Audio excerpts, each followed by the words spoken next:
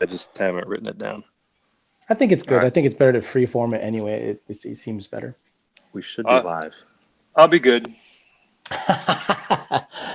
Let me go to the Lund Racing page and actually see if I can monitor the chat myself. Lund Racing live discussion. There we are. Oh, yep. We're up. There's 5 watching. Yep, All right. very How do good. we get the chat to show? Live chat. Yeah, it'll say to the right. I think when people start typing, there we go. It's up. Very good. The chat's up? Yep, the chat's up. All right. We'll let people funnel in, I guess. So what did you want to kind of cover initially? Because obviously it's been recorded. So is there anything initially you wanted to cover based on people's thoughts and all that? Did you want to do the SYS? We can touch on that. The first thing was somebody brought up trans brake stuff, and that's a hot topic. So I figured I'd just knock that out because there's a guy that asked about integrating it with the tune, and then they asked about the 6R80 and integrating it with the tune, blah, blah, blah. So I just wanted to talk about it all. So we can wait till a few more people chime in. There's only 18 now. Yeah, I got snookered and I looked at the YouTube one is a bit of a delay, so I just look at the Hangouts one and that's live, so that's better. In case you guys are doing the same thing, it looks like it's a decent delay. Yeah. I'm not watching the other one. So you're saying people want to know how to integrate it into tunes similar to like HP Tuners does it, basically? Is that what you're saying for 10R80 stuff, or you're saying just second gear leave, first gear leave on S550 and all the other platforms? They are wanting, they want the integration in the tunes. They can use it with the paddles. They were asking if it can be done. So I was just going to say why we don't do it. And the sole reason is there's no two-step or RPM control. So then if you did integrate it, you'd have to figure out a way to tie it into the paddles. And that going through all that happens through the steering control module. So you got to tap into those wires. It's just tedious. Like, people don't want to wire up a trans brake because they think they're afraid of the wiring. But then if you want to go put a two-step on, the built-in trans brake, it's very, I would say it's more tedious. So, not to mention, I don't know if it works in second gear on the 10R. The 6R80, obviously, there's always been first gear leave, and then there's been as of late, we've figured out how to do second gear leave and second gear trans brake, and it's still with mechanical relays. So doing it through the tune isn't something we're going to investigate purely because of the two-step integration. Got it. That being said, I don't know, talking about trans brake 6R80, everyone knows about the S550s, how they have an issue on the trans brake. If you launch and spin and you lift, let's say you're 100% pedal and you launch, and you feel the back tire start to spin, you anticipate it, so you lift. Well, I've had a few customers way last year that had an issue where the throttle would hang, and I think I was one of the first one to have the issue at Mod Nats in 2017. Didn't know what happened. Almost did a burnout into VMP's trailer. Senior was yelling at me, and because I thought, with a typical trans brake, you can take your foot off the accelerator, and it's going to bring the RPM down, and you can pop the button real quick as the RPM's coming down, and it'll chirp the tires. So that's what I did. Well, it just stuck the throttle wide open. I wasn't logging at the time, or else I would have seen the issue.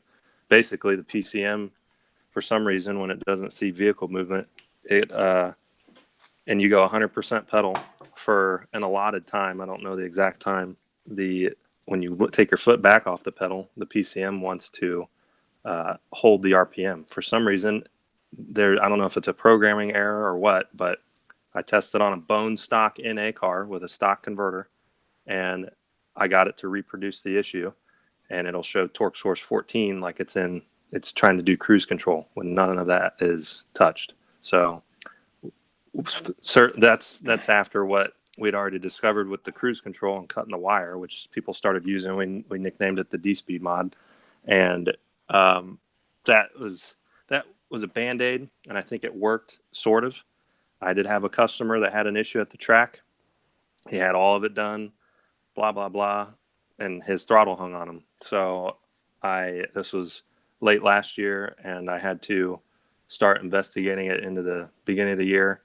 And I found on this NA car, if I put my foot on the brake pedal, it'll and I go on the trans brake, take my foot off, and try to make it do what it's doing. It won't do it because the PCM sees that your foot's on the brake. So it got me thinking, why don't we just put another relay in that, trips the brake switch? It bypasses it, so it inadvertently makes the brake lights come on. So I tested that on a couple cars. It worked, and they went to the track and they'd launch and spin, and it wouldn't stick. It doesn't show torque source 14 on the log, no matter what you do. And we've been using it on a few cars. And it's kind of cool because when you go on the trans brake, your brake lights come on, and when you release the button, they go out. So if you're videoing and you want to, check release time and stuff, you can do it that way. So we have a new diagram with that integrated. It's a little bit of a pain to wire. Senior's done it, and it works great once it's on. Will it be in Blue Goose? The Blue Goose has it right now. Excellent. Yeah, we did not have it last year, but for some reason, I think the reason we never had issues and we spun a lot is if you don't lift in time. So if you're wide open throttle and it spins and you smash the limiter, and you're just slow off the accelerator because you're making so much horsepower, it kind of masks the issue. I was seeing little things happen on the log, but it just never hung it. I don't really understand why. I didn't try to go investigate into the PCM to figure out why. 2018s don't have the issue. So either Ford fixed something or what, but on a bone stock car with a stock calibration, it happens. So I know it's not something that tuners are doing to induce it. So it's something that happens OEM. Obviously, Ford didn't expect people to do trans brakes. So it's Senior, did you experience anything like that when you were racing the car, the Blue Goose? Any kind of weird throttle hang that will make you go, hey, something's going on? No. After we knew what was going on and we knew it happened, I was extra vigilant to kind of have a technique. What am I going to do if this happens? Am I going to reach for the off button on the car?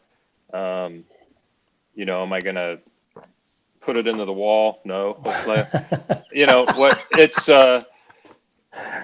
So if it was happening, and it did happen on a couple logs at Mod Nats last year, but there was one particular time when we had some suspension things off and the car just, annihilated the tires. I think I hit 205 or 206 mile an hour on the log before I could get out of it because the thing just came in so hard. And it hit torque source 14, but it came off. Yeah. The other thing, I don't think it's that prevalent in a car with a 4R200 because you don't have that first gear. With a tall first gear and it happens and sticks, it's in that gear. It's in first gear quick and bangs through second and third. I think we've had one, maybe Justin Johnson actually early on had it happen, and he went through 4 or 5 gears going down the track trying to get the thing shut off. Oh wow. Yeah. So and he stayed straight. So he was lucky. Yeah. But yeah, the other guy had a 4R200 that had the brake switch. They're the cruise wire cut, and he launched at like 4,200 RPM. And it just grenaded the tire, and he went sideways, but he got on the brake quick enough and slowed it down. I just kept spinning the tires though.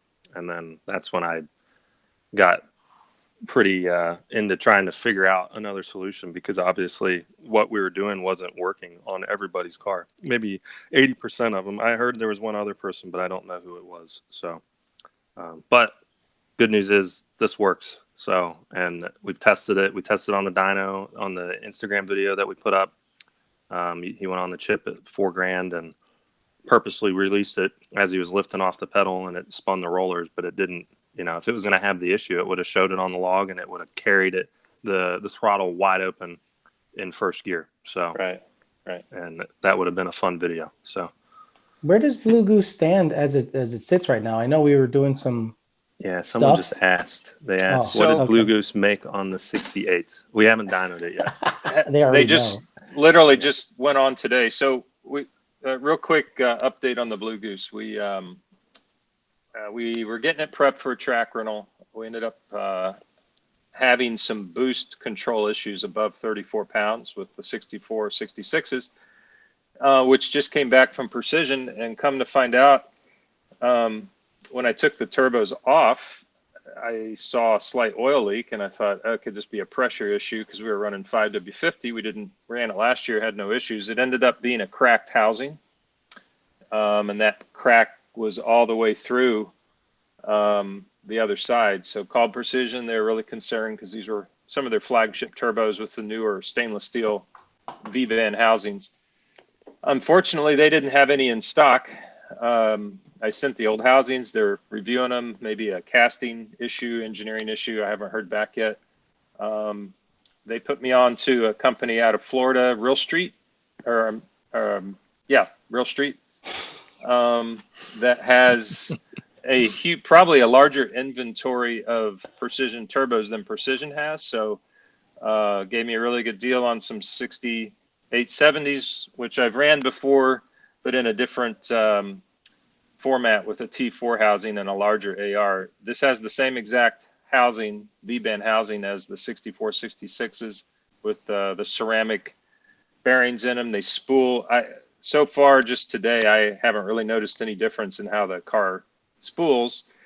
The other thing that we noticed is we were really taxing our wastegates. We had 40 millimeter turbo smarts. That's what came with the HPP kit that's on it. And we have a fab guy, Bill at P&N, Bill and Nick, B&N Imports up in Reading, PA. And he modified our downpipes to 3.5 inch and welded up our piping to accept 45 millimeter larger wastegates. It's going to unload just a little bit more of the back pressure we were seeing because we've got some back pressure sensors. We've got sensors all over this car. Really pretty neat deal that that Junior and Matt worked on with the car to allow the N-Gauge with some special firmware to take in more data outside of using PIDs and DMRs, which is what a normal tuner, #tuner, would use. And with 2 O's. Yeah, with 2 or maybe even 3, you know, depending on what day of the week it is, up in Detroit. Anyway, oh no. The ability to tap into the CAN bus is one of Matt's specialties, and we were able to use a off-the-shelf AEM 16-channel logging unit, fairly generic, but tied into the CAN bus, and split some of those signals up. So we're monitoring 3 pressure sensors off of the 6R80 case, which is a specially modified case by Power by the Hour to gather more data, and 2 extra pressure sensors for back pressure, and tie those in to the CAN bus, pick them up with the N-Gauge, and then it doesn't really count against us for logging PIDs and DMRs. I think our log is up to 58 or 59 parameters. So really cool to gather that data, and it's very fast. So the more data you have, the more information you get, the more feedback you get, the better you can make the car run, or you know, take advantage of the information you have. Really interested in seeing how that ends up correlating with the stuff that we talked about how you're able to log certain pressures and versus what you're commanding, and see if the thing's actually taking place. Now, is there a certain amount of PIDs or DMRs that you are limited to when it comes to logging based on memory, or is that just, is there any limit as to how many you can log at the same time? Don't quote me on this, but it's been a while. I've slept since then, but I think PIDs eat up like 2.5 bytes, and a DMR may eat up double that, maybe 5 bytes. The N-Gage has a pretty good data rate on it, and it's able to pick up the rapid packet stuff pretty well. But it depends on what DMR you use. There's some that are big and some that are small. Yeah, and there's small Idion and big Idion, and they take up more data. Some of that is limited, but we're able to select and pick which ones. That's pretty much one of the specialties that Lund Racing has really developed into in the last couple of years, is our ability to data log. The more data you can get, the better you can tune, the better tune that you can put out to the customer, and the quicker you get that data, the quicker you can respond back. So that's what we strive to do. It helps in our customer service realm. So all this stuff adds up to, some R&D for Lund, but also being able to put out a better product. Very cool. Junior, Randy Hadid gave you $2 for gas money. Doesn't he have a Maybach Mercedes? Yeah, I don't even think $2 doesn't even cover half a gallon up here. So he's like, gas money. I'm like, what, for the lawnmower? Yeah, right. That'll give me half the yard. Anything else you wanted to cover, Junior, about, because we talked some 6R80 and in-depth 10R80, 6R80 stuff. I'm gonna look up what people said because I already forgot. I gotta go to the post. Hold up. Is anybody asking any questions yet? I think someone's asking EcoBoost questions specifically, like what intercooler would you prefer to see on the EcoBoost Mustang running around 25 PSI? No. Stock one. Yeah.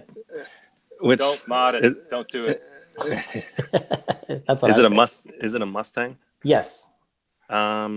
We have the Wagner intercooler on ours, and it's one of the best ones. It's very good, and I have it on my pickup truck actually. It's big, so the bigger you can get, more surface area you can cool. It's going to make the air better and less prone to detonation. Blah blah blah. Otherwise, for stock EcoBoost, there's not really much you can do unless you're going to start saying prayers for your rods. So didn't Ford announce a new EcoBoost that supposedly makes more power stock than the previous iteration? Yeah, but I don't think they upgraded anything in the engine. It's just stupid, peppier stuff. Yeah, no thanks. It's so it'll blow up quicker. It's like a cheaper version of the Performance Pack GT. So if you don't like lots of horsepower, you can get a little bit of horsepower. I think that's all it is. It's probably pretty expensive too. Yeah. So someone says, how does boost correlate to increased blow-by on a Gen 1 and safe boost limit on Gen 1 when running 100 plus octane? How does boost correlate to increased blow-by on a Gen 1? I think he's asking on a stock engine with stock pistons, rings, etc. When do you start seeing ring issues? At idle.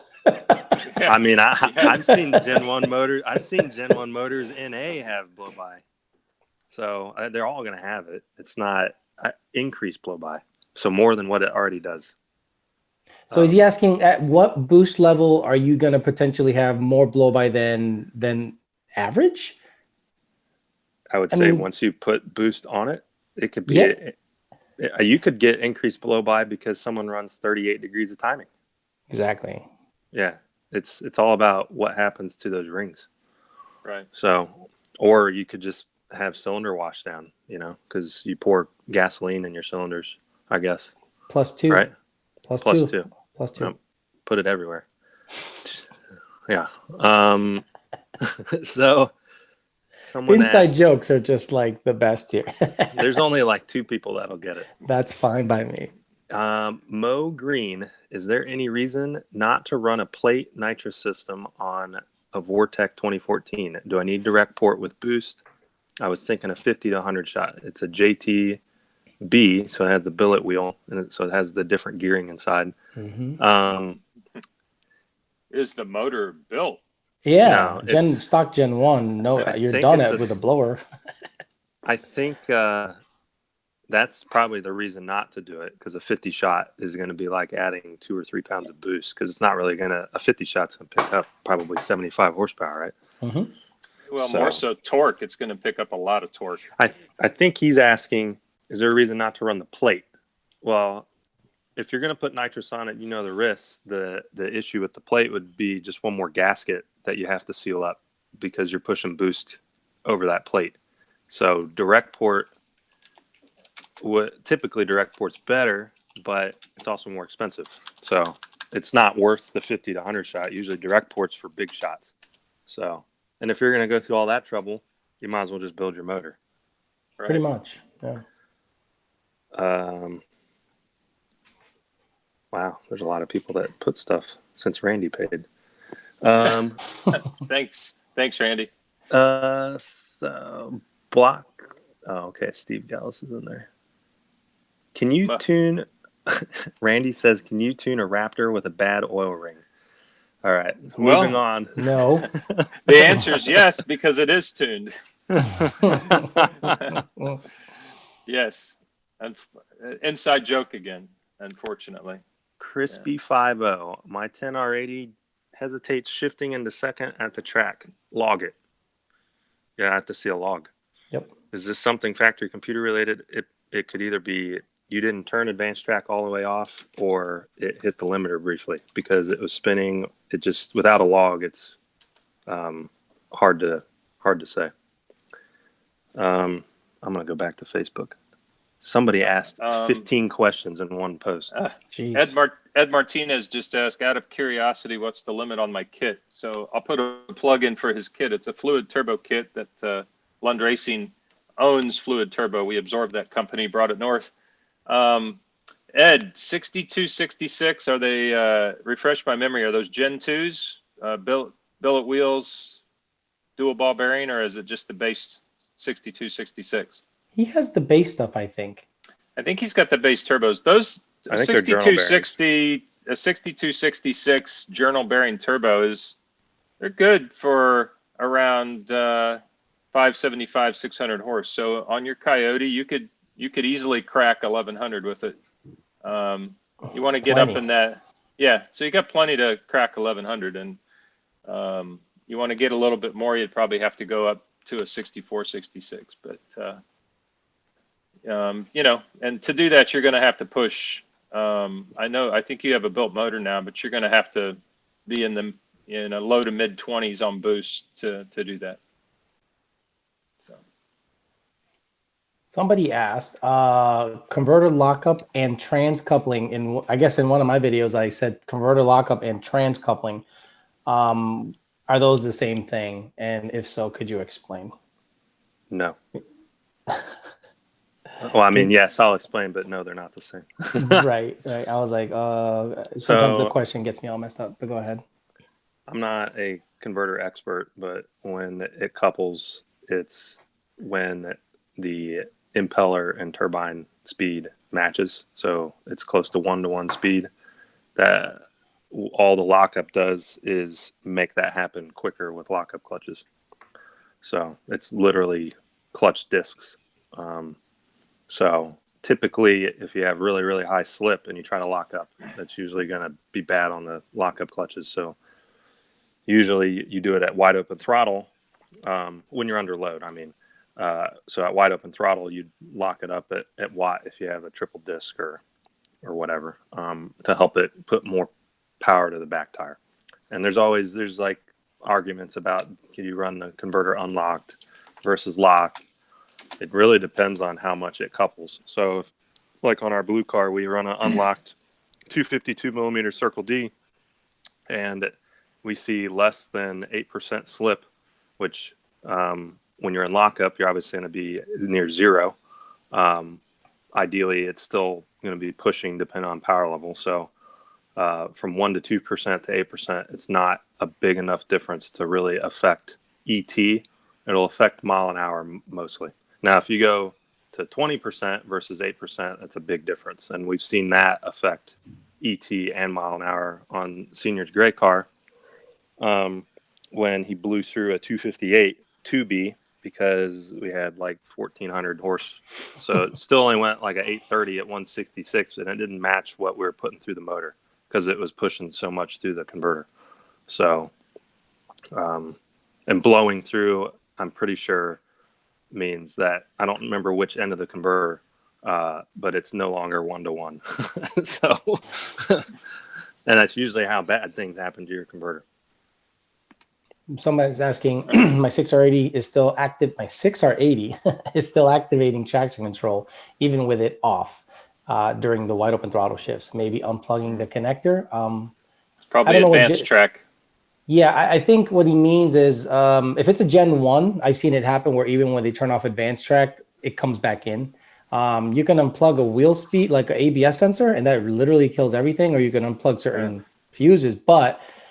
Or you could request your tuner have like a traction control off tune, I guess, you know, if you want to just go to the track and make sure it's not interrupting at all. I guess we could do that for you, but I prefer you have control of it, honestly. If it's a Gen 2, there's a 50 amp fuse in the engine bay where you can open it up and then just pull that. You can just kind of look at your manual and it'll say ABS. And when you pull that, or you go to where the cold air is and there's a little tree, like a little pigtail.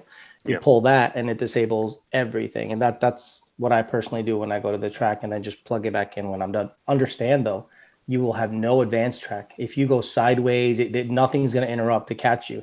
You're sideways and stuff goes bad, you know, it's all on you at this point. So be mindful that when you unplug that, there is nothing that's going to interrupt and save you from, you know, going sideways. Yep. Stability control, I think, is what it also disables. Somebody asked, looks like Brandon's in here. He said 2119 means it's a throttle issue. He's replying to a customer that I've been dealing with. Kent Stacy, he's in Canada, and he has a Whipple with a 150 millimeter throttle. There it is. He's been having that code, and he actually was instructed today by Whipple to put OEM throttle electronics from a stock throttle on it, because they ship it with electronics already pre-installed. So he was told to reinstall OEM, and he went and drove it today, and so far no issues. I didn't make any tune changes. So he's going to keep trying to instigate the problem, because now that's telling me and Whipple that something's going on electronically with the throttle body, and it's not calibration related. So, and the code in it of itself means return spring broken or failed, which is a new code for 2018 plus. I tried looking it up in older 17 and older, and it doesn't exist. There's just 2112 and 2111. So, which is stuck open and stuck closed. It's all in the same family, though. It's basically telling you something's jacked up with the throttle body, or what the PCM thinks is jacked up because it's being reported. Who the hell just sent you $100? Wow. What in the hell is going on? Lunch on me tomorrow. Wow, thank you. My goodness. To do that. He's the one that tested. He's the single leave tester. He did that's Brian. Wow. Now, I can't Keith, real quick, ask the question. I want to make sure Keith doesn't go by the wayside. Is porting a GT350 intake worth the time and cost? You can answer. I'll answer. Go ahead, Senior. Do you want me to piss a lot of people off? I think do it up, man. Screw it. We're not in the business of, we don't sell stuff. We just tune stuff. Look, there are some guys that can do it and do it very well. I think Brett Barber Brett Barber. I know 1320 has done Jason some stuff. Teixeira. Yep. Jason. Mm-hmm. Does it actually add gobs of horsepower that you're going to feel in your ass in a car? In your ass? Probably not.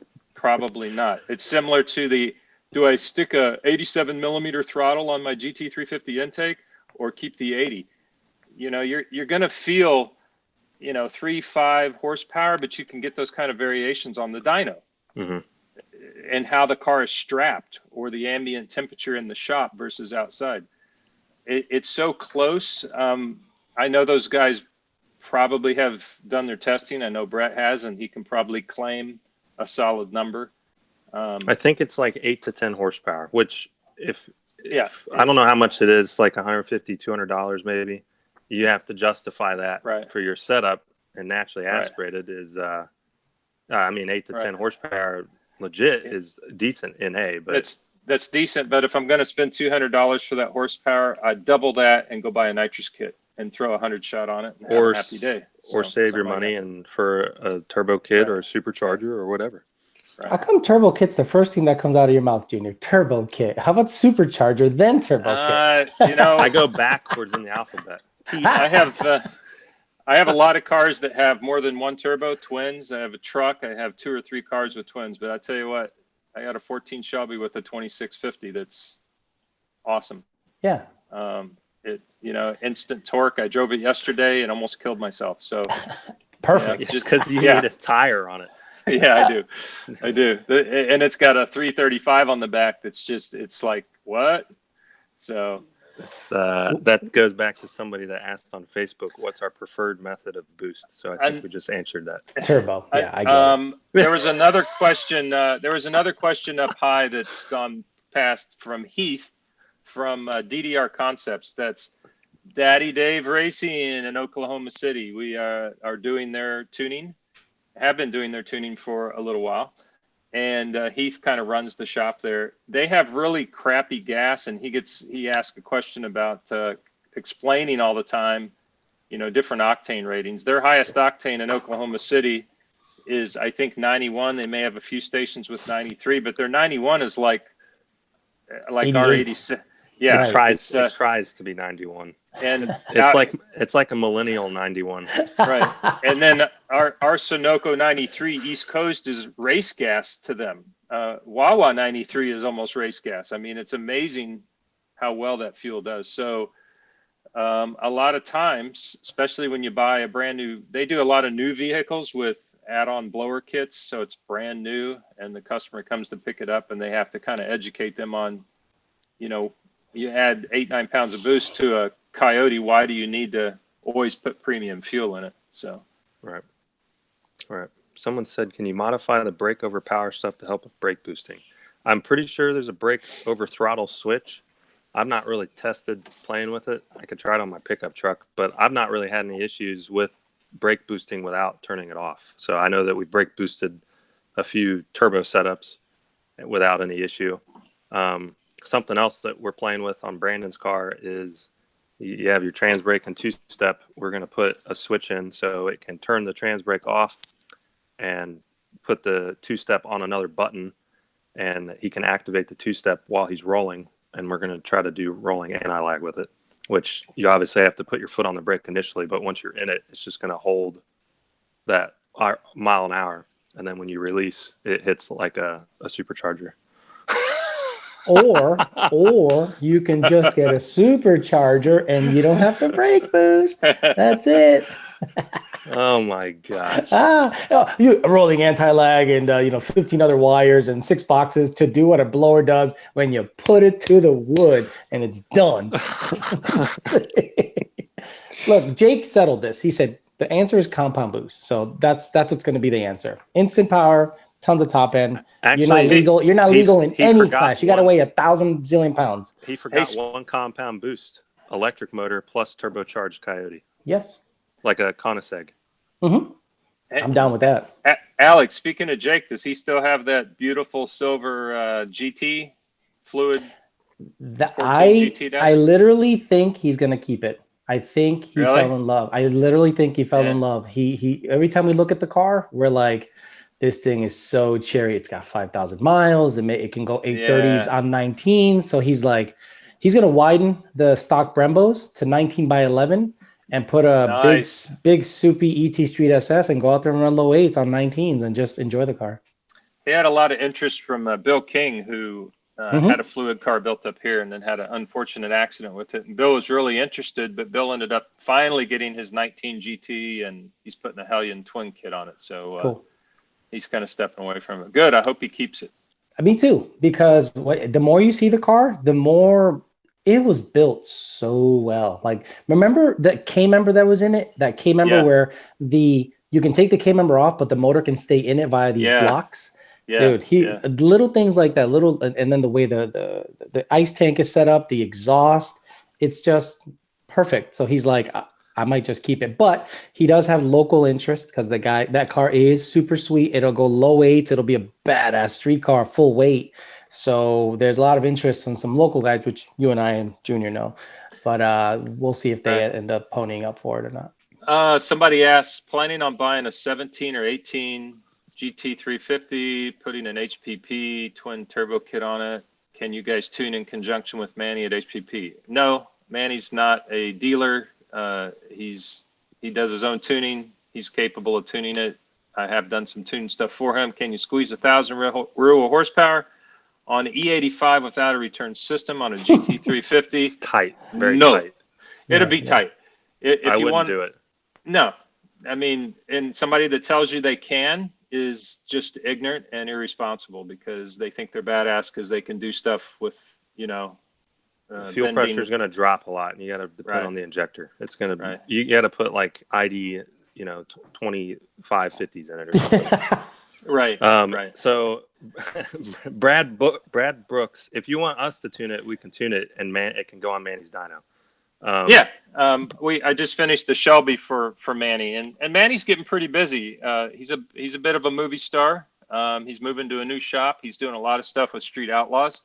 I think he's doing a lot of standalone stuff. So I don't know. Maybe in the future it could be a situation where he becomes a dealer with Lund. Speaking of the dealers, we're up to 56 dealers, and I just want to thank each and every one of them, all the way down to one of our oldest dealers, Mike Koval, Wolfpack Speed. Been dealing with Mike since 2004, when I first bought his Bogarts and put them on my Cobra. He's still a dealer, still got a shop, still got a dyno, all the way up to some of our larger dealers, Lethal Performance, Beefcake Racing, American Muscle, LMR, CJ Pony Parts. Wow, did I just name the top 5 Mustang dealers in the country, and we tuned for them? It's amazing. And you still have the Bogarts. You still have those Bogarts. Bogarts are actually in the back of my truck with 13.5 W slicks that are coming off. The slicks have been on there over 12 years, and the skinnies are coming off. So when I get that Cobra back up here, I can put a real tire on it, put a slick back on it. So real quick, do you want me to dyno the Cobra tomorrow? It's ready. Absolutely. Okay. I'll try to get the list down to something manageable. Put some. Now that the wastegates work. Yeah, Dakota wasn't feeling well today. He was out. He'll be back. And by the way, we have a new employee, Tyler Ferreira, started today. He's working in our customer service and sales, and we'll also be doing some marketing stuff.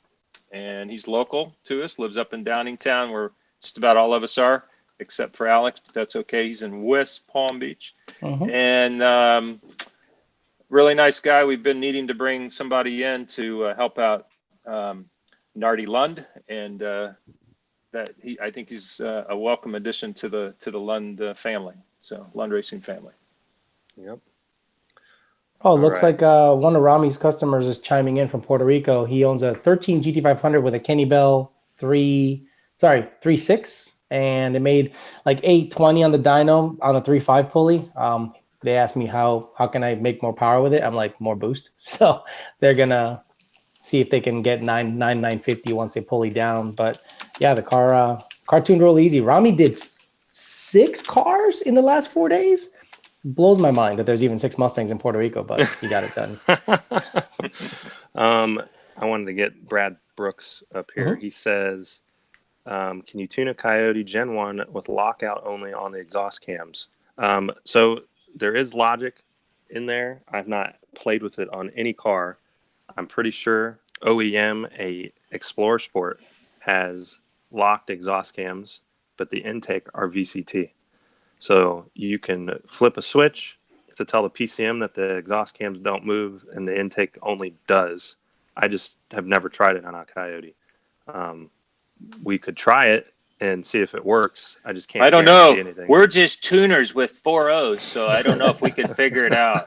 Boy, oh man. I'm about ready to boot you out of this. Oh my gosh. I love it. I love it. So somebody else asked, oh my gosh, I can't even concentrate. Somebody asked if we're going to was told you only tune 05 and up, or any chance you'd be opening at a 9904. So the man that tunes them the best is in here. Yes. And it's dictated on his schedule. So And here's the deal. Here's the deal with EC5s and with Power PCs 05 to 10. I take them at my pace, and right now I'm turning them down. I've turned 2 or 3 down this week. Number one, they take a lot of time because they're older PCMs, and most of the guys that have those cars don't care to log or to figure out how to log. That's one thing. If we have a package for them that has a Engage ZT2 box that has air, fuel, and boost, if the car is a blown application, that makes it a lot easier for us. But it's a bit pricey. It's over $1,300. It includes the remote session and everything. But I think there's a car in Oklahoma that Dave Dugan is tuning with the setup, and it tunes. It's an 03 Cobra, and I get the data I need. It goes well. We even had an issue with the car, and we figured it out pretty easily. But if I don't have that, I'm probably going to turn it down. And we're in the middle of an expansion right now with Lund Racing, not just with people, but with the business plan. We're looking at expansion in our real estate and building, and that's going to be happening soon. And with that going on, myself and the other owner, which is my better half, Cheryl Lund, are super busy, and it takes me out of the loop, and it's just not fair to the customer to take those cars on or to me, frankly. So I turn a lot down. I have pushed quite a few to one of our dealers out in St. Louis, Bob Monks at STL Mustang. He is an awesome tuner and does a very good job with the older EC4, EC5 stuff. Sometimes he turns them down, but he's been taking some of those on, Lightnings and Cobras and whatnot. That's all I love that we're say. answering questions in the middle of the chat. That's so cool that I see you guys answering questions while you're talking. Okay, yeah, it says Lund Racing. It's good. Now, did you want to dive into anything else, Junior? We talked about fuel systems. There's a lot of cold air stuff discussion that came up this week. A ton of cold air discussion. Yeah, we need to kind of have to be tight-lipped about, sort of, kind of, but not really. There's one guy in here, Sean Klein. He said he flashed his 18 GT350. I don't know what the timeline is, but he says his keys stopped working. I've flashed a few 18 350s with no issues, so I don't. I did two today. Two 18 350s with cold airs. They're fine. Yeah, I think something's up outside. I don't see how the calibration will be related to that because it's all the same PCM family. It's not like they switch PCMs. But yeah, back to the cold air stuff. We need to touch on the shields and big cold airs. You can talk about that Shelby with the PMAS 149 and no shield, and what happened, what you were seeing on the log, and you know how to explain it in layman's terms. So basically what ended up happening is a GT500 owner, 2013 to 14 GT500 owner, had a DD149, the PMAS 149, the big sucker, and he had Kenny Bell 168, ID 1000s, and E85. So math curve is the math curve, okay? Usually it doesn't change, but with PMAS DD149s, depending on how they lay in the engine bay, it can really change a lot of things. So I said, send me a picture of the cold air. Sure enough, it's just open to the engine bay. So when you shut the hood and the fan turns on, guess what sees a bunch of turbulence when the car's not actually moving? The mass airflow meter, because it's not shielded. So the customer said, look, this is the same combination as something else Jon tuned. So you shouldn't have trouble with this. Can you get with Jon on it? I said, okay, that makes total sense. We're using the same tune. It's not like I go to my bag of tunes and go, try this. I'm using our production file, which is the same. You have like a little knapsack or what do you call it? A fanny pack of tunes, right? Yeah. I mean, every time I saw someone else tune a car, I would suck it off and claim it as my own, and I would just use it. So anyway, this guy ended up saying, look, man, this thing's jacked up. It's not working right. I said, look, it is telling me it is 60% off. Impossible on a map. Impossible. So I said, let me throw 40% at it. 40%. So that would, math would tell you if it comes back 20% lean, then my changes took place. No, it came back the same exact amount. So luckily, Junior chimed in and on the ticket and said, look, you need a shield around that thing. And I had told him previously, it's better to shield it. He said, they don't make a shield for the DD149. I said, right, this is where you have to get creative. Luckily, he did. And you know what? The trims were, with the original MAF curve, I think, were within 5%. And he's like, oh my God, it's purring like a kitten. Said, and what did you see different on the log? So MAF frequency, right? The MAF frequency before he put a shield on it, it looked like a heart attack on an EKG. Really bad, like up and down at idle. Remember, idle, the car's just hanging out, but he had a very turbulent MAF signal. And then when he did the slow revs, the step logs, it would just get turbulent and more turbulent and more turbulent. Then when he would let off, it'd go into decel and idle dip and do all this crazy things. Once he put a shield around it, that EKG line got flatter. You know, it just had a little wave to it, which is kind of typical of halfway decent MAF curves. Now, a lot of times when we say dirty MAF signal, we don't physically say your sensor is dirty, so you should flush it out with carb cleaner. We basically say it is turbulent, meaning it is not a clean signal coming into the mass airflow sensor. So a shield like Ford does, or better cold air manufacturers, it's a lid, they know this, so they cover it, shield it from engine bay turbulence and fan wash. Anyway, long story short, the gentleman literally got some idle slower vlogs. I said, go out there and do watt hits. We found out he has a bad pump because I told him to disc, you know, his short terms were spiking. I said, okay, hot wire both pumps to be on all the time, and it was still spiking. And then I said, okay, at idle, disconnect one pump, and the car shut off. Said, okay, you got a bad pump. So he ordered 2 new pumps, and I guarantee with the same exact tune, he's going to go out, give me 3 or 4 wide open throttle hits, and we'll be done with the car. But shield your shit. That was SYS. Okay. SYS. SYS is shield your shit. If you have a factory 5 Cobra car, Coyote swap Fox body, whatever, and you have an open air element in your engine bay, shield it, because I guarantee you're gonna shield it. You're gonna absolutely have surging. Even if you gotta use a JLT shield.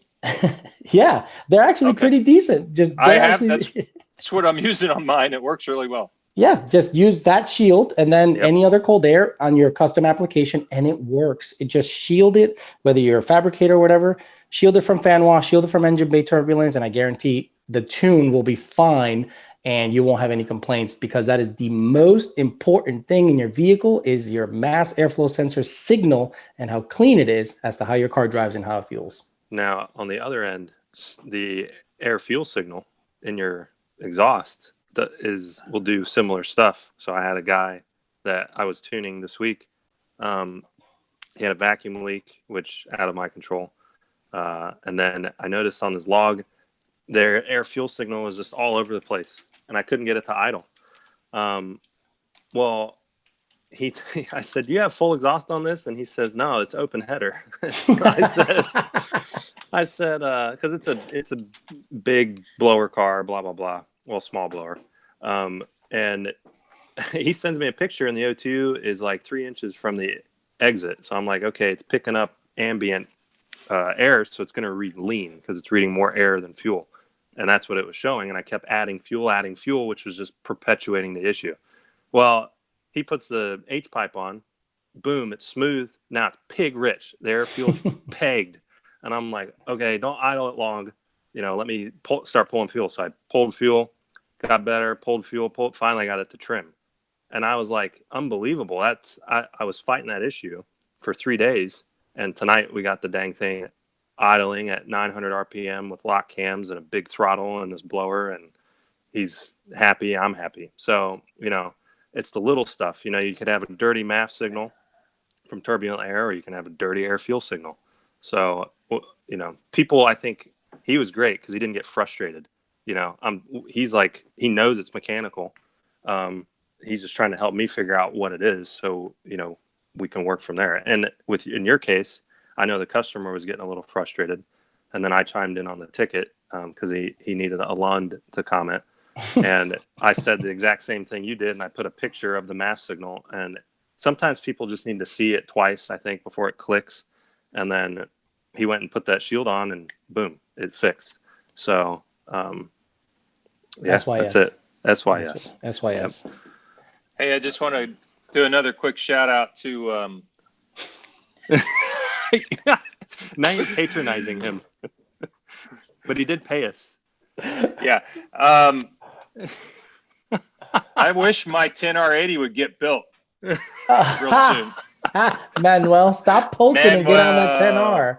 Hey, just how our dealer network works. Another example is Terry hit him up yesterday. He overnighted a couple of McLeod clutch packs down to Midnight Performance in Houston. He's one of our newer premier dealers. Manuel's built the fastest 2018s on the planet. Yeah, he built some dope stuff. I mean, the stuff he builds is dope. And he got a nasty he does a really good job at it too. He does. And we went to Texas 2K this year, and they took care of us down there. The Texas boys, Houston boys really took care of us. So. Dope. Sorry. And that goes for Aldo Weld and oh, dude, those guys I've never met. All those guys. Even at the Pancake House great guys. At 2:00 in the morning, it was awesome. Yeah. Those guys are nuts. They get. I remember when we showed up to their shop and they're like, "Oh no, we're gonna wire in the trans brake now," and I'm like, "It's 1 a.m," and they're like, "Yeah, we're gonna start working now." Yeah. I'm like, dude, I'm going to bed. Awesome. And then they showed up and the car was done right. And it ended up going 820s the next day. It did. Yep. Yeah. Yep. Anyone else paying us? Anyone else want to give us $100?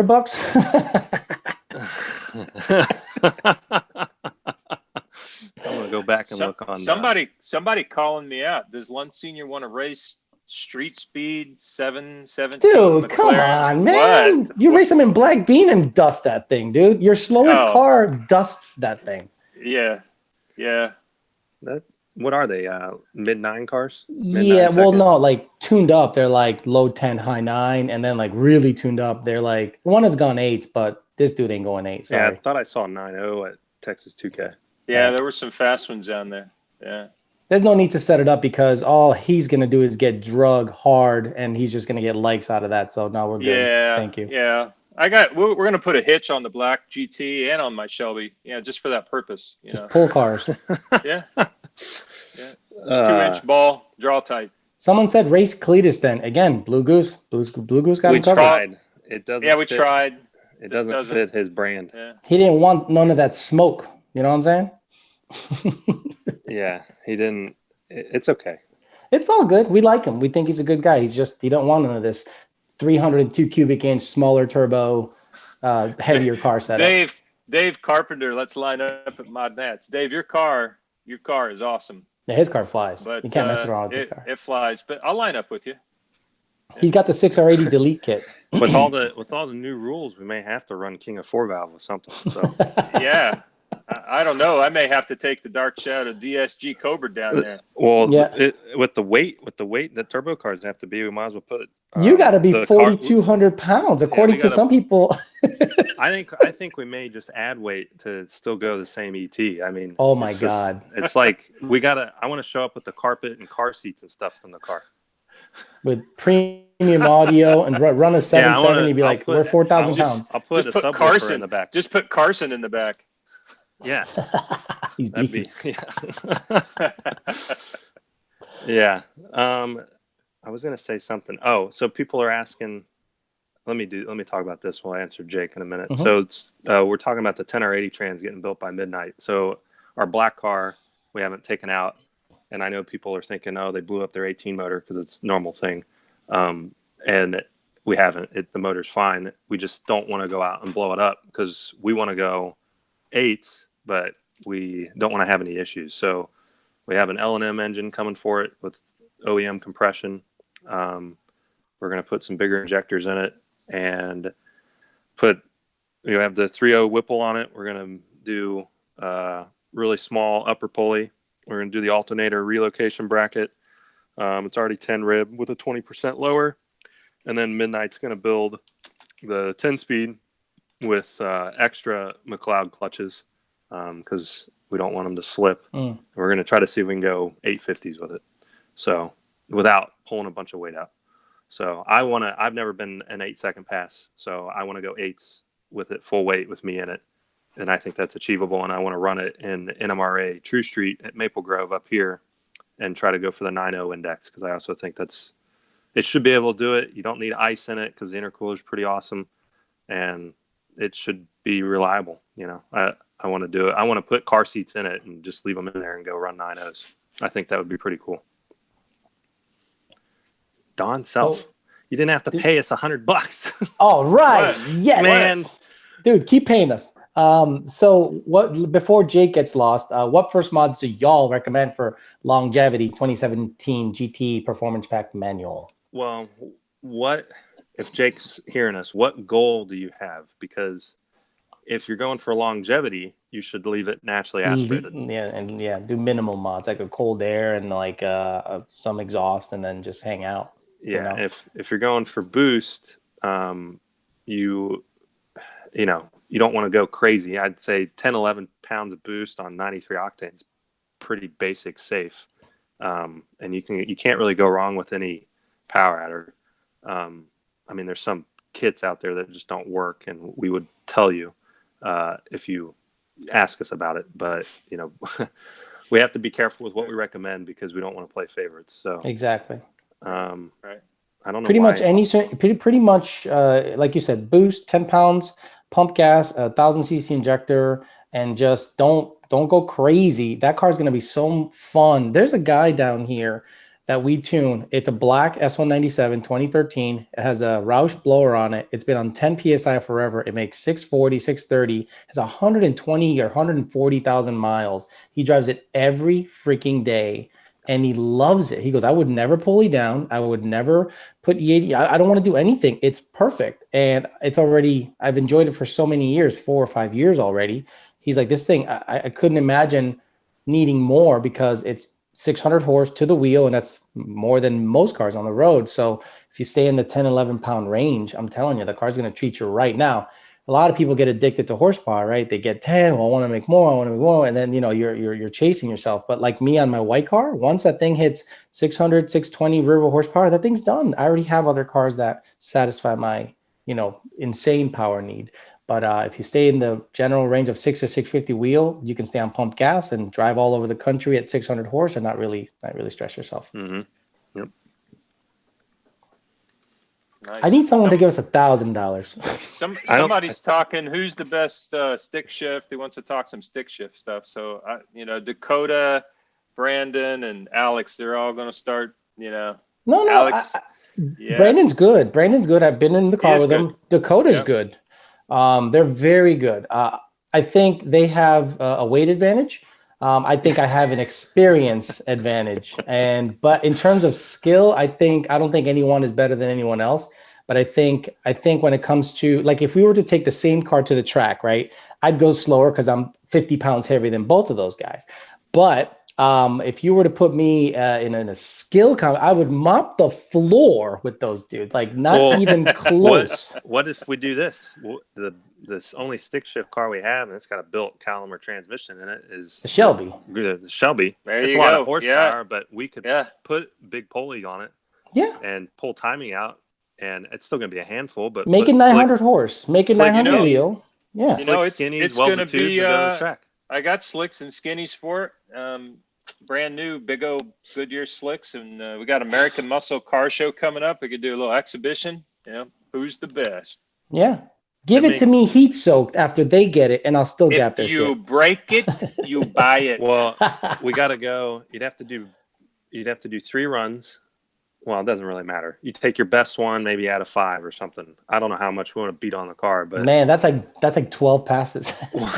Are the tubes welded on the rear on that? No. Okay, so no, I need to yank the rear end. I can't drive it because I just dump the clutch and I don't ever use it, so I just rip gear. So the last time you and I were in it together, we almost died at about 110 when I did rip a gear from 3 to 4 and it was sideways. So we're not doing that anymore. It looked cool. It looked real cool. So yeah, sounded good to hear that crack I had. Bam. Yeah, whatever. It's a nice limiter. Yeah, it's a good show. Let's see. Someone doesn't have 1,000. Too bad. That's too bad. Did anybody? No one else ask questions, huh? I think a lot of people are just David Carpenter put 1,000 down, but he didn't actually send it. Blue Goose at American Muscle. Is Blue Goose going to be at American Muscle Car Show? Yes. Blue Goose is going to be there. We've got doors that we need to get on it before then. Carbon fiber doors from Anderson Composites. Put a plug in for them. They've given us hood and deck lid in the back, and they kind of want the doors on it. So it's going to bounce around between their booth and our booth. And I need to get with, I guess, the gatekeeper of exhibition passes is Justin Starkey, VMP. So I need to talk to him and get all that ironed out on what's doing what. But yeah, it's going to be there. Very cool. And now, are we going to have the doors on it before it goes 750s, or do we even need to do that? We won't need to do it. It'll go. Okay. It's going to do it. Should we go to Scott Hasty weight? What, 3,400 pounds? No, we had to stay at 37. He said twin turbo 37. Yes. Are we at 3,700 pounds? With the hood and the deck lid, only lost about 10 pounds. We were 37.55 at Mod Nats. Okay. I've lost 13 pounds. So I would say we're at 3,700. We'll weigh it before we go. Yeah. There you go. We'll add weight. I'll put a dumbbell in the back. I don't, Okay. Yeah, whatever. He's not watching. Yeah. He'll see it later. Someone asked, is it really worth swapping GT cams in a truck motor on 10 pounds of boost? I'm hoping he means Gen 1, because Gen 2, you don't need to do any of that stuff. Actually, Gen 2, do you want to talk about Gen 2 F-150 motor? My goodness. The real question is why would you even pull a valve cover off of an F-150 truck with a Coyote in it? Do you know how many people, when I tell them that, I go, you're racing a truck, they go, yeah. And I'm like, wow.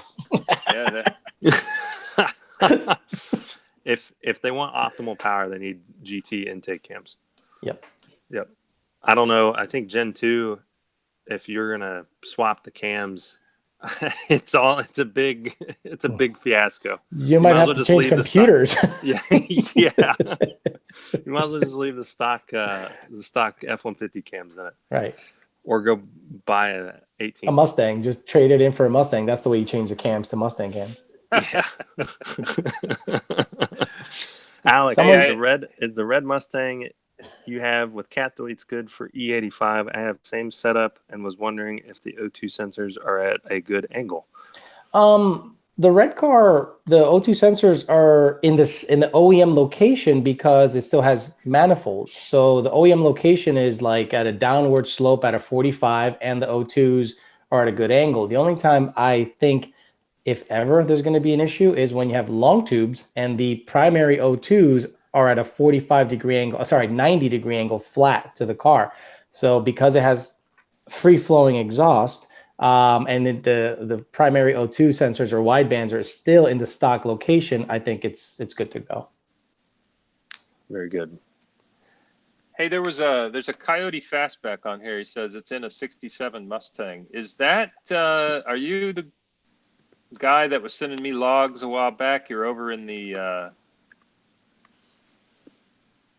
over by Newtown Square area, and you're looking for a local dyno? There's several. We have one. We don't take in local customers on our dyno right now, but we could probably accommodate that at some point if the car's ready.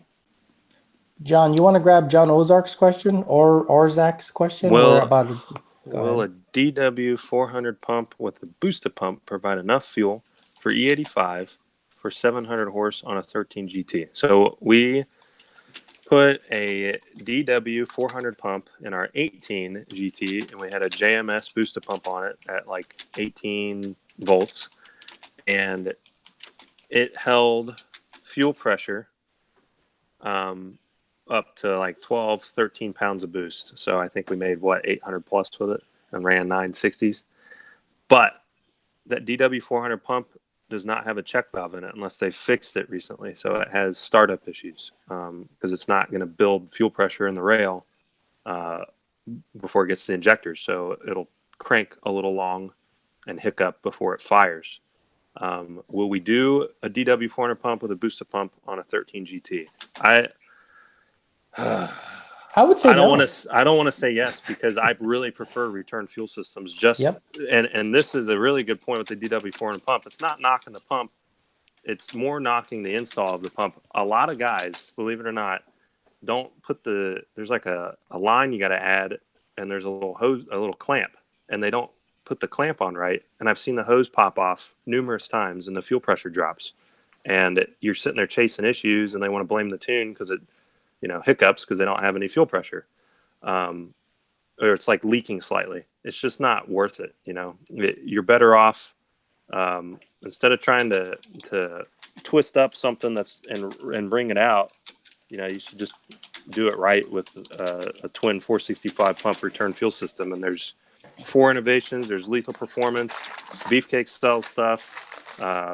There's tons of options out there that, if you email us, we'll recommend one of those, and that's the better option. So we have a pretty strict mod policy, and I don't want to deviate from it. And then have a bunch of people doing it. I'm looking at I have a D-Torx 400 pump in front of me that I have yet to install, and there's a little hose that comes with it, right? This is what this is what they give you. It's a big old good sized pump. And then this is kind of like the install kit, right? That's kind of what you get. You get the little sock, you get a hose and a couple of clamps. Now, this is a good upgrade over stock. You could put it into the stock location, and if you're ever wanting if you have a pump burn up, but at the end of the day, for E85, we're talking about volume, and it's not just the pump. We're talking about the lines, and lines need to be bigger. They need to be -8 at least, and you have a regulator to regulate the fuel. So this is a good pump. I just wouldn't want to do a boosted E85 application with it remotely and trust it, as opposed to, like he said, a return style fuel system from Lethal, 4 innovations, things like that. Mm-hmm. Yep. Someone asked about GT350 and Cobra Jet setup. I've done, I have 2, and the one I did, the dyno, I don't remember, was very good, but I think it made like 520 something. And it made a little bit more peak power than the GT350 manifold. As you've explained in videos before, it just kind of carries the curve a little bit higher. It's not so much that peak gains, it's that it just extends that line a little bit to 8,000. So, which means for people that don't understand that, when you shift and you have RPM drop, your average horsepower is higher through the run. So you're going to pick up mile an hour or pick up ET, even though you didn't have a peak horsepower gain. So it's similar to what we're doing with our blue car with the intake manifold. So it just allows us to ring it out a little bit more and have more average power. So it's hard to explain that to people, because a lot of people think, well, like, good example, flex tune. Remember, flex tunes were making about the same horsepower peak as E85R. Yeah. And then people were like, wait a minute, my flex tune made the same exact power as my E85R tune. What the hell happened? Right. I tell them, okay, did you look at the run? How does it look average? Well, my E85 is up 20 horse average until it peaks out at the top. I go, right. So peak to peak, the high number is the same, but average, anything under the peak, is up on the E85R tune, because we throw more spark at it, because we know you have tested E85 in it, as opposed to letting the flex logic add timing based on the sampled alcohol percentage by the wideband. So hopefully when we say average horsepower, we mean throughout the length of the pull, as opposed to the peak number. Right. Yeah, they got to think about, like, if you're looking at your horsepower graph and you have the line that comes up and you have your shift point up here and it drops back down here, you have that meat of the curve that's being used during your run.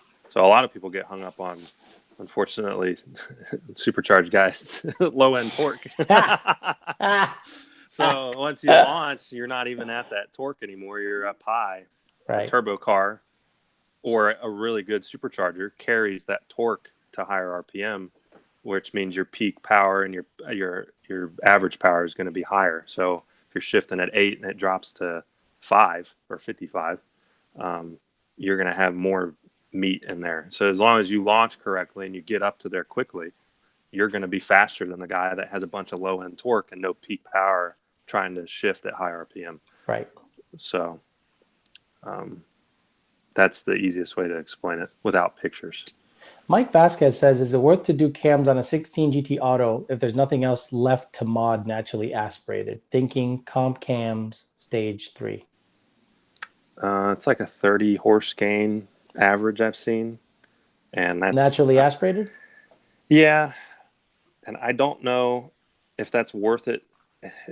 You have to be a diehard NA guy to want to go spend, what is it, $2,500 to put Pretty cams much. in it, and you have to $2,500 for 30 horse. So you could take $2,500 and save it for half of a Paxton supercharger kit.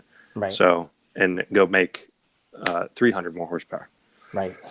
So yeah, it's funny where people do a complete NA build, right? And they're into it for $5,500 after they do CJ, long tubes, E85, their mom, everything. And then they go, well, let me throw a blower at it. And I'm like, you probably should have done that first, because you would have been at 700, 800. If it's a Gen 2 engine, whatever the heck boost you can put in it, as opposed to doing a full NA build. Yes, it'll make more power with all the NA stuff and then a blower on top, but the money you spent is double probably than the other guy. Exactly.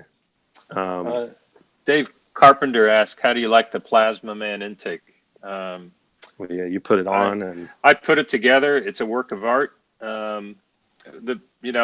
It's two folds. We had a GT350 intake on it. It's plastic. At some point, it can not handle the amount of boost that we're going to push through the motor.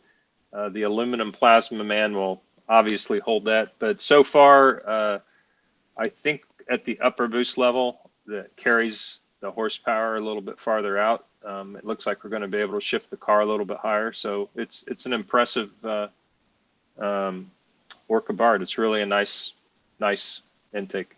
There's two versions, is there not? Like a low runner and a high runner or something? I talked with Alex at Plasma Man, and he said they had like a short runner, and I don't think they're even going to use that anymore. They're using the one we have. He has since modified it a little bit more and tweaked it better. So we have one that's going to go on the gray car, and it's going to be the better one. And I think it's something to do with the plenum and just flow characteristics. But as far as comparison, we had a boost for boost, exact boost. It was like perfect. Same timing, not the same cam timing because we locked the cams. We lost a little low end, but I think it's from locking the cams. And we're talking, I think it was 30 horsepower, maybe. It wasn't insane amount. Solid 30 horse. Once it came into boost, the lines almost followed each other identical. They were within 10 horsepower. Once it got to about, I think, 7,400 RPM, the GT350 kind of petered out, and the Plasma Man was still like a vertical line. And we couldn't test any higher because we hit the hard-coded 186 mile-an-hour limit, but we have since got that fixed, and we're going to, next time it goes on the dyno, we're going to pull it to 8 something and change. I don't know. Whatever the dyno can handle for mile an hour. 214 or something stupid. So the curve should keep climbing. And it reminds me of what a centrifugal does. The mass frequency and the log climbs, which is weird to see with a turbo car. Usually it flatlines.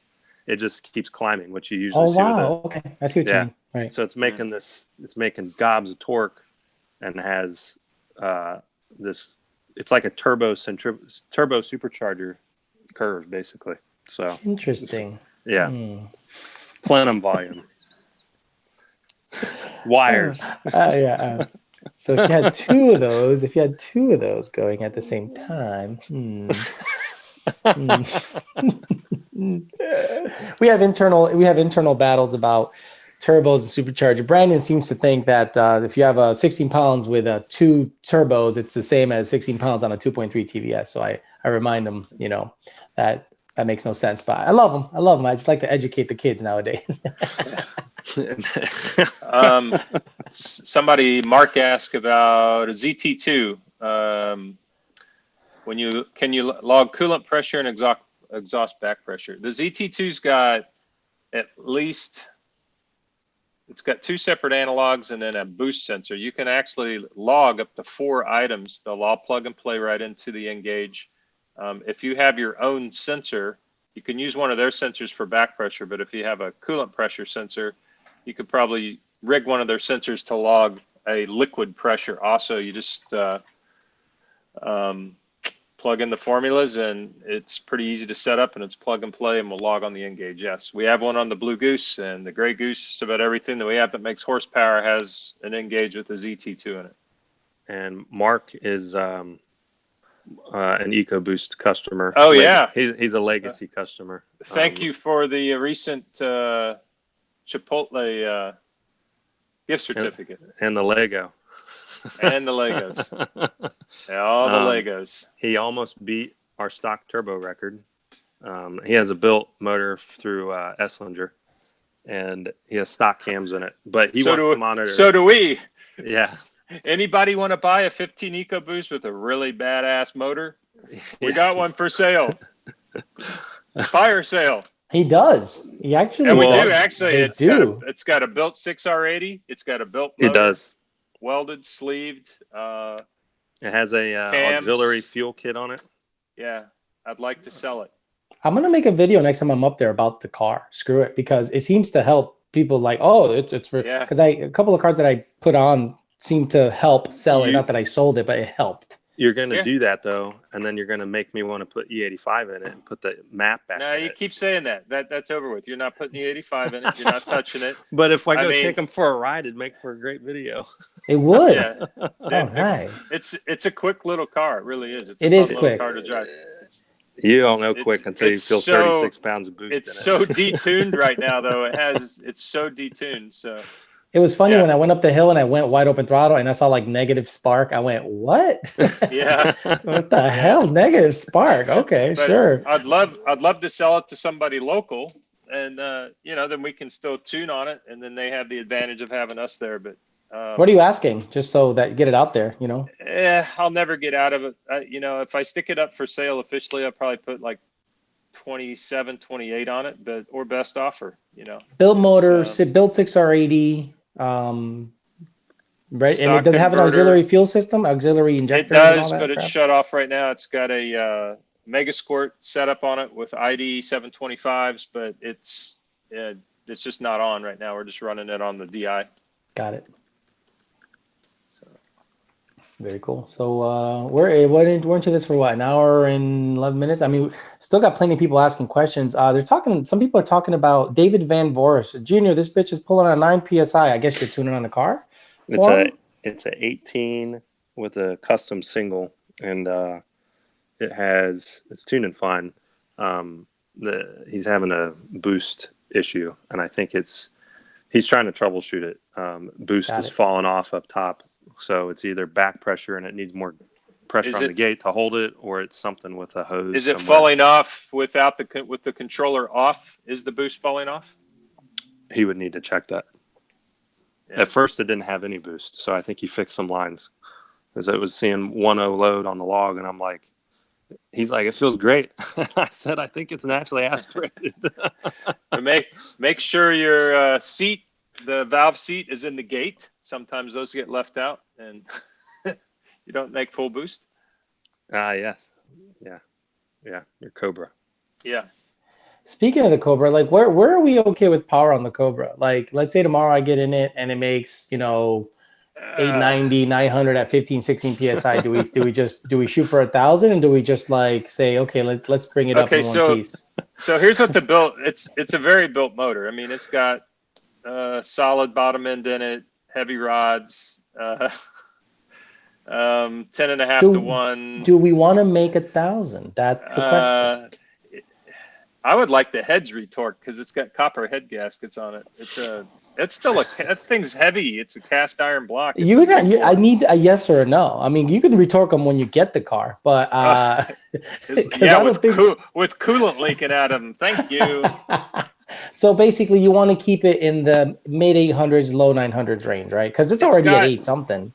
It's got ported Cobra heads on it. It's old school compared to Coyote. It'll probably make 1,000. It's got a set of 62, 66 Gen 2s. They actually came off the Gray Goose. So you can shoot for 1,000, but when Junior doesn't get his number, he just adds timing. So don't chase it like that. No. I'm not going to chase it. What I'm going to do is we lock it and add boost. If it easily makes, it made 876 on almost 14 pounds. So you add 18, 19 pounds. It's going to make 1,000. Well, Okay. you told us we had, what, 20 degrees of timing in it? We left it there. 19 and a half or 20, yeah. Yeah, we left it there, and you told us to keep adding boost, and it didn't keep adding it. So yeah, well, that means we had permission then. Back the timing down a little bit and get boost in it, and then we'll see. Okay. All right, 18 degrees. 18 degrees, yeah. 18 degrees and 25. 17, 18, 20, 25.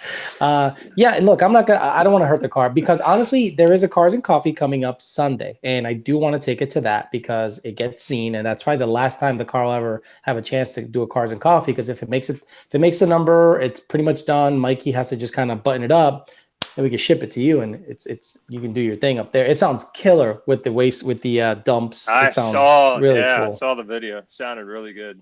Yeah, so we'll I'll get it tuned up tomorrow, and obviously get with you guys on it. But I want to make sure the list is somewhere manageable before we start playing around. We'll take care of the customers. Got to get it done before all the guys say they got to go to the track tomorrow night. Yeah, that's usually around what, 2:00. People start freaking out, like, oh, they go home. They get to go home early, but we don't. Right. Senior David Van Voris said it falls off regardless. So,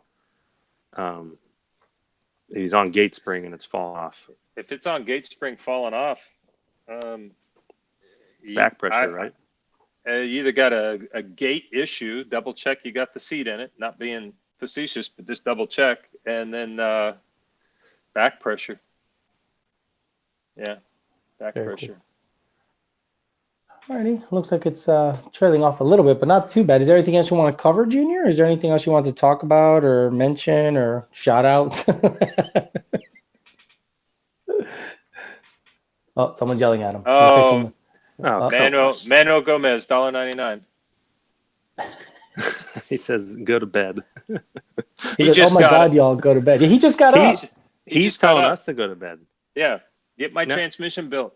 He put in a tune order today before he even had the engage, so he's being proactive. Wow. Yeah. Wow, that's awesome. Must have hired a secretary.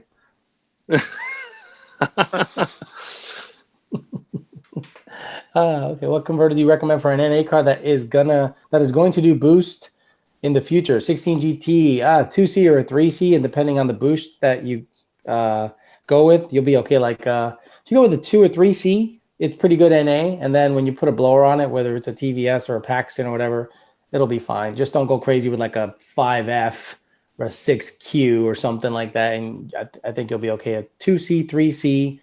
If you're gonna go turbo, maybe a B, 2B or something like that, and be pretty happy, in my opinion. Or 252. 250. Yeah, I mean, is that any pricier than the regular 2, 3Cs? Yeah, or is it's more expensive. I think it's got billet stuff in it, but it couples really good. Man, people just giving up money when they're leaving. That's great, man. I gotta go live and just sit there and look at the screen, and people give me money. Well, last time we didn't get paid anything. We could bring Senior in here and we made $200. Well, Senior brings a wealth of knowledge, and he knows rich people. Shannon Duggan says, "A lot of car talk. What kind of grass seed do you use?" Well, I can tell you that because I'm getting ready to sell my house, and my wife just seeded the front yard. We got Scott's Turf Builder Plus something, but it's supposed to rain. We haven't got any rain. We need some rain, so it kind of activates the seed. Yeah. So if you want to know anything about grass stuff, you talk to Cheryl. Well, you can see that. So I like making my yard look green, and I use this organic stuff, and I think it's got poop in it, and it's called Milorganite, and it makes the yard like really, really good. Yeah. But it grows really fast. And this could never get you to mow the yard at home, but yeah, you own a house and you love your yard. I don't love it. I want a riding lawnmower. Oh, well, when we move closer, you can come over and manicure my yard. I'm not doing that.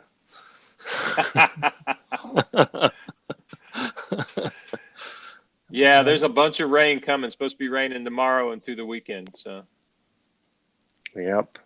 Very cool. All right. Did you want to end it there so we don't bore the people? We were an hour and 20 minutes in. We can probably call it. And we should do this more often, but I know we're busy. I know a lot of people want to do this often, but we're super busy. This has been a real busy month, hasn't it been, Senior? It's been a busy Very 2 busy. months. Yeah, busy 2 months. Some of our highest months on record. All right, so that means, guys, bonuses. Yeah, can't wait. Manuel just keeps giving us money. Why don't you just throw the ZR1 in there? Throw the ZR1 title in the thing.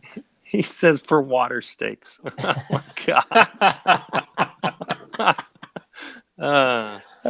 Shit. Very good. Oh my gosh. It's called sous vide. Get it right. All right.